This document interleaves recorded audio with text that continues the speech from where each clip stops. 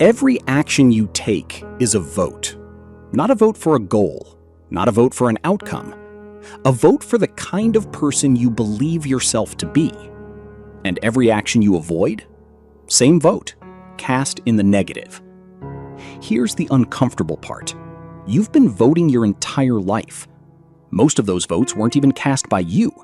They were cast by your parents, your school, your first heartbreak, your first failure. Which brings us to the first law, the one everything else in this series is built on. Identity precedes behavior, not the other way around.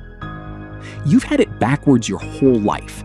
I'm going to show you why and what to do about it. We're taught to set goals, lose 20 pounds, make $1 million, get the title. But here's what nobody tells you. Goals are downstream of identity. Think about the person who runs every single morning. Rain, cold, doesn't matter. Do they have a goal of running? No.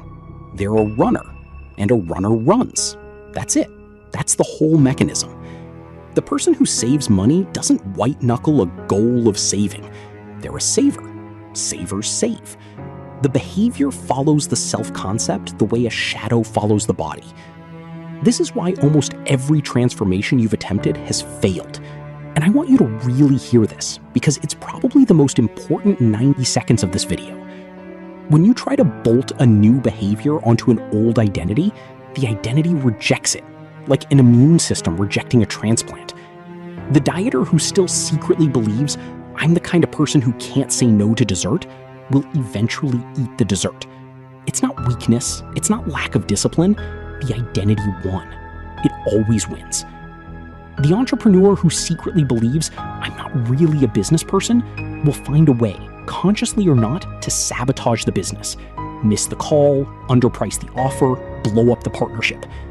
The behavior wasn't the problem, the self-concept was.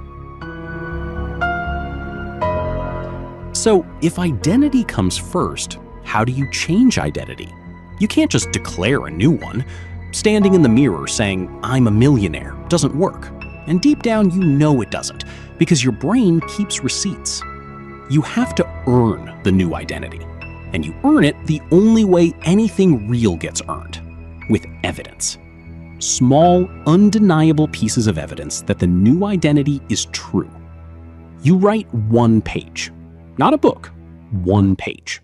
That's a vote for, I'm a writer. You make 1 cold call. That's a vote for, I'm someone who builds a business. You skip 1 drink. You speak up in 1 meeting where the old you would have stayed silent. None of these is the goal. Each one is a vote. And here's the thing about votes. They compound. Cast enough of them and something remarkable happens. The identity tips. There's a moment, you won't see it coming, where I'm trying to be a runner quietly becomes I'm a runner. And once it tips, everything changes. The behavior stops being a fight. It flows downstream of the identity instead of swimming against it. Discipline stops feeling like discipline. It just feels like being yourself. That's the entire game. Not motivation, not willpower. Evidence. Cast as votes until the identity flips. Now, the second part of this law is darker, and most people refuse to look at it. The stories you tell about yourself, the ones running your life right now, you didn't write most of them. They're inherited. They came from your parents, your culture, your school, your country, the first relationship that hurt you, the first failure that scarred you. You didn't choose those stories. You woke up inside them. Think about the sentences that live in your head. I'm not creative. I'm not lovable. I'm not the kind of person who succeeds. I'm too late. I'm too much. Where did those come from? Actually trace one back. Who said it first? Because I promise you, it wasn't you. It was a teacher, a parent having a bad decade, a kid on a playground 20 years ago. And it got repeated so many times in that voice in your head that you mistook the voice for your own. Here's the line I want you to take from this section, even if you forget everything else. You are not the voice in your head. you are the one listening to it. And the one listening gets to decide what to believe. That's the work of a life, really. Separating the inherited self from the chosen self.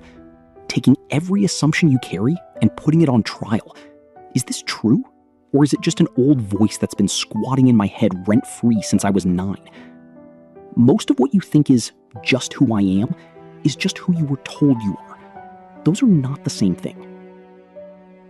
Which brings us to the third part of this law, and this is the most generative idea in the entire chapter.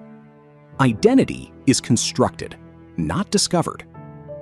We've all absorbed this romantic idea that somewhere inside you there's a single, hidden, true self, and your job is to dig it up like a fossil. Find yourself. Discover who you really are. That idea does more harm than good. There is no fossil. You are not an artifact waiting to be excavated. You are a continuous act of authorship. And if that sounds unsettling, sit with why it's actually the best news in this whole book. If the self were fixed, discovered, buried, then whatever you found, you'd be stuck with.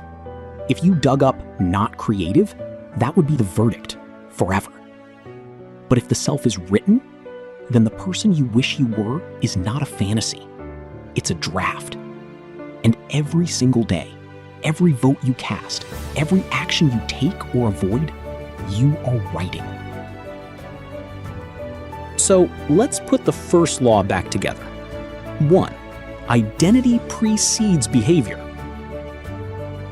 Stop chasing goals and start becoming the person for whom the goal is automatic. 2.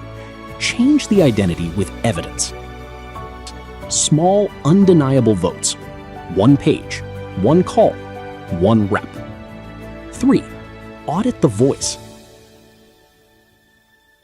Most of your self-concept is inherited, not chosen. You're the listener, not the voice. 4. Stop digging for a true self. Start writing one. Here's what I want you to do before you click away. Pick one identity you want. Not a goal, an identity. I'm a writer. I'm someone who trains. I'm a person who speaks up. Then cast 1 vote for it today. 1. That's it. Because you're voting either way. The only question is who you're voting for. Next video, the second law. And it's about why your environment is casting votes on your behalf without your permission. Subscribe so you don't miss it. Cast the vote.